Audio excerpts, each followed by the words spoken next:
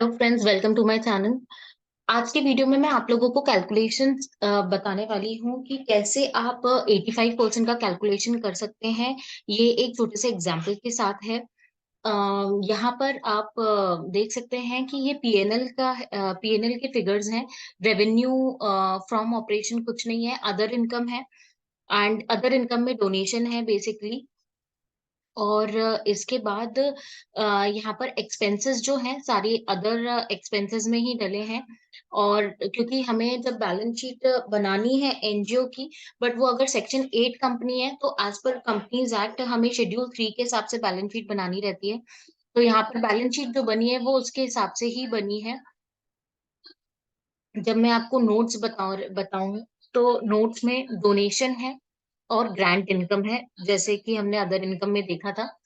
वैसे ही जो एक्सपेंसेस है, एक्सपेंसेस में अदर एक्सपेंसेस में एज पर दी डोनर, जो डोनर ने बताया था बजट, उसके हिसाब से खर्चा किया है।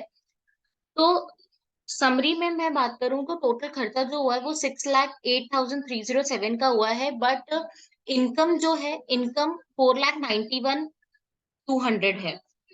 तो अब ये इसको जस्टिफाई कैसे करेंगे कि जो 6 लाख का खर्चा हुआ है वो कैसे हुआ है, क्योंकि ड्यूरिंग द ईयर जो हमें रिसीव हुआ है, रिसीव तो सिर्फ 4,91,000 हुआ है। तो इसके लिए एक छोटा सा कंप्यूटेशन आपको बनाना पड़ेगा, जिसमें टोटल इनकम, क्योंकि जब हम एनजीओ की बात करते हैं तो जो सेक्शन 11 कहता है, 11 कहता है कि आपको ड्यूरिंग द ईयर जितनी भी इनकम हुई है उसका 85% अप्लाई करना जरूरी है। तो यहाँ पर जो टोटल इनकम हुई है वो है 4,91,200। इसका आप 15% एक्यूमुलेशन कर सकते हो, तो 15% अलग कर दिया है। 85% जो कि आपको अप्लाई करना है ड्यूरिंग द ईयर, तो फाइनेंशियल ईयर 22-23 में कितना अप्लाई करना है? 4,17,520। पर total expenditure as per profit and loss account या इनकम एंड एक्सपेंडिचर 6 लाख हुआ है। तो ये जो जस्टिफाई करना है, जस्टिफाई कैसे करेंगे? तो जस्टिफिकेशन के लिए आपको हमेशा पहले एक छोटा सा रिकंसिलेशन करना है, जो कि कैश फ्लो बोला जाता है। कैश फ्लो में ओपनिंग बैंक बैलेंस हमारा 3,70,370 था। एंड रिसीव कितना हुआ है? 4,91,200।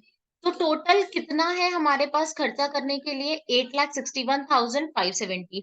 इसमें से एक्चुअली जो बैंक से पैसे गए हैं वो है 8,27,307, क्योंकि जो क्लोजिंग बैलेंस है बैंक का वो है 34,263। अब मैं बैंक का आपको बैलेंस बताऊं।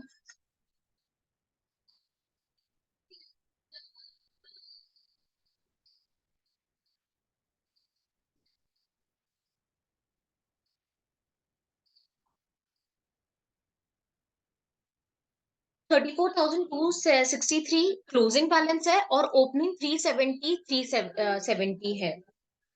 तो कंप्यूटेशन में भी क्लोजिंग बैलेंस लिया है और थोड़ा कैश इन हैंड है 2,927 का। तो टोटल हमारा जो कैश इक्विवेलेंट है वो है 37,188 का। तो यहाँ पर ये छोटा सा जो कैश फ्लो बनाया है, ये रिक्वायरमेंट है आपकी। अब इसमें से हम देख सकते हैं कि हमारे एक्सपेंसेस कैसे जस्टिफाई करेंगे, कि 6,08,000 जो हमारे प्रॉफिट एंड लॉस अकाउंट में डले हैं उसको कैसे अप्लाई एक्चुअल एप्लीकेशन तक ले जाएंगे। तो 6,08,307 में कुछ ऐसे खर्चे भी हैं जो कि एक्चुअली पे नहीं हुए हैं इस साल। वो कैसे निकालें? तो उसके लिए आपके बैलेंस शीट में बैलेंस शीट में आपको मिल जाएगा कि कितने क्रेडिटर्स आउटस्टैंडिंग है। तो यहाँ पर जो करंट लाइबिलिटीज है, करंट लाइबिलिटीज में सिर्फ 6,000 है जो कि पेबल है। यहाँ पर भी आप देख सकते हैं मेरे जो बैलेंस शीट है उसमें करंट लाइबिलिटी में सिर्फ 6,000 ही है जो कि पेबल है। बट 6,000 में करंट ईयर का जो पेबल है वो है 3,000 का।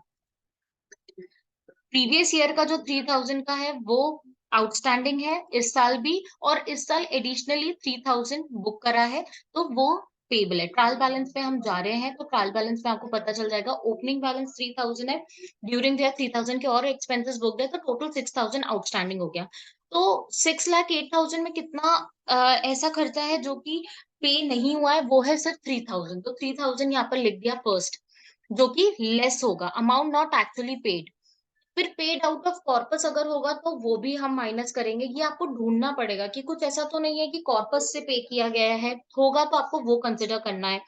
फिर अमाउंट पेड टू क्रेडिटर्स, जो प्रीवियस ईयर आउटस्टैंडिंग थे, पेबल्स थे, उनको इस साल अगर आपने पे करा है तो वो भी आपको कंसिडर करना पड़ेगा, दिस विल बी एडेड, क्योंकि वो पिछले साल एप्लीकेशन नहीं मानी गई थी, बट इस बार एप्लीकेशन मानी जाएगी, तो इस वजह से amount paid to creditors will be added to the application.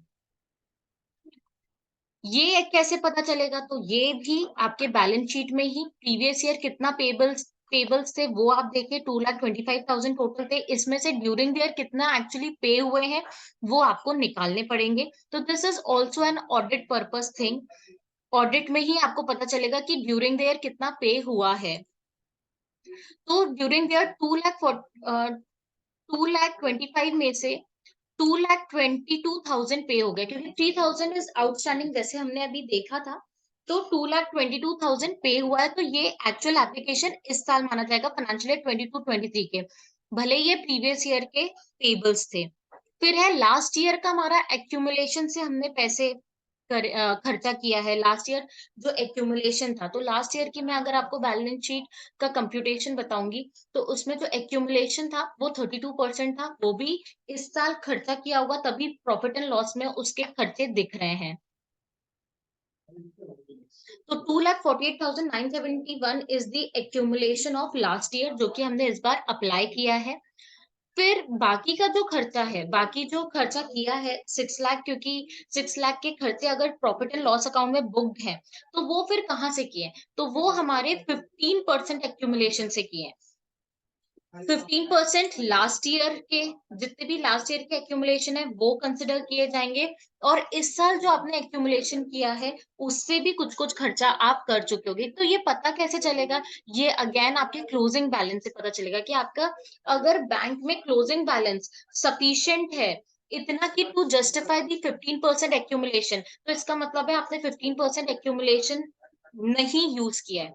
But अगर कम है, जैसे हमारे केस में आप देखिए, यहाँ पर 34,263 क्लोजिंग बैंक बैलेंस है, जबकि इस साल का एक्यूमुलेशन कितना है? 73,680। और प्रीवियस ईयर के जो बताना एक्यूमुलेशन है, जैसे लास्ट ईयर की मैं आपको बताऊं, तो लास्ट ईयर 15% जो एक्यूमुलेट हुआ था वो 1,17,386 था।